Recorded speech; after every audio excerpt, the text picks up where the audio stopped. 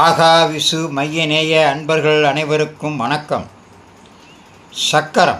சக்கரத்தாழ்வார் பாகம் 2. பக்தர்களுக்கு துன்பம் ஏற்படும் போதெல்லாம் அது பெருமாளுக்கே ஏற்படும் இடையூறு போல் எண்ணி விரைந்து வந்து காப்பது சக்கரம் எனப்படும் சக்கரத்தாழ்வார் என்று நேற்று பார்த்தோம்.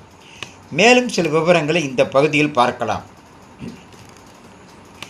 பெருமாளின் பஞ்சாயுதங்களில் சக்கரம் எப்போதும் தீயவற்றை அழிக்க பெருமாளோடு கூடவே தயாராக இருப்பதாக ஐதீகம். பகவான் நினைக்கும் பணியை உடனே முடிப்பவர் அவர். அதனால் சக்கரத்தாழ்வாரை விஷ்ணுவின் அம்சம் என விவரிக்கிறது சில்ப சாஸ்திரம் என்னும் நூல். வேதாந்த தேசிகரும் சக்கரத்தாழ்வாராக விளங்கும் சக்கரம் திருமாலுக்கு இணையானது என்கிறார். அழிக்க முடியாத பகையை அழித்து நீக்க முடியாத பயத்தை நீக்க வல்லவர் சுதர்சனமூர்த்தி. மனிதனுக்கு பெரும்பாலான பாதிப்புகளுக்கு மூல காரணமாக இருப்பவை குருணம், ரோகம், சத்ரு எனப்படும் கடன், வியாதி, எதிரி ஆகியவைகள்தான்.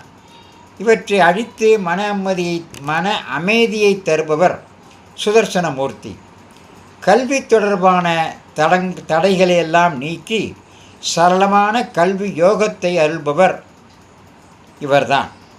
கெட்ட கனவுகள், மனசஞ்சலம், சித்தப்பிரமை, பேய், பிசாசு, பில்லி, சூனியம், ஏவல் போன்ற மனம் தொடர்பான பாதிப்புகள் தொந்தரவுகளிலிருந்தும் விடுபடச் செய்வார் சக்கரம். ஸ்ரீ விஷ்ணு உலகில் வாழும் மக்களுக்கு ஆயுள், ஆரோக்கியம், ஐஸ்வர்யம் ஆகியவற்றையெல்லாம் வழங்கக்கூடிய பணியை சக்கரத்தாழ்வாரிடம் கொடுத்திருப்பதாக சுதர்சன சதகம் விளக்குகிறது. அதாவது பெருமாள் தனக்கு ஈடு இணையாக சக்கரத்தை பயன்படுத்தி பக்தர்களுக்கு ஏற்படுகின்ற துன்பத்தையெல்லாம் நீக்குவதாக ஒரு ஐதீகம்.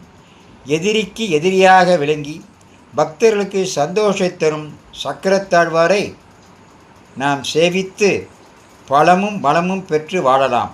ஆக பெருமாள் கையில் இருக்கும் சக்கரம் நமக்கு எல்லா விதமான நன்மைகளையும் தரும். குறிப்பாக அழிக்க முடியாத பகையை அழித்து நீக்க முடியாத பயத்தை நீக்க வல்லவர் சுதர்சனமூர்த்தி எனும் சக்கரத்தாழ்வார். இதையெல்லாம் லைக் செய்யுங்கள், சப்ஸ்கிரைப் செய்யுங்கள், ஷேர் செய்யுங்கள்.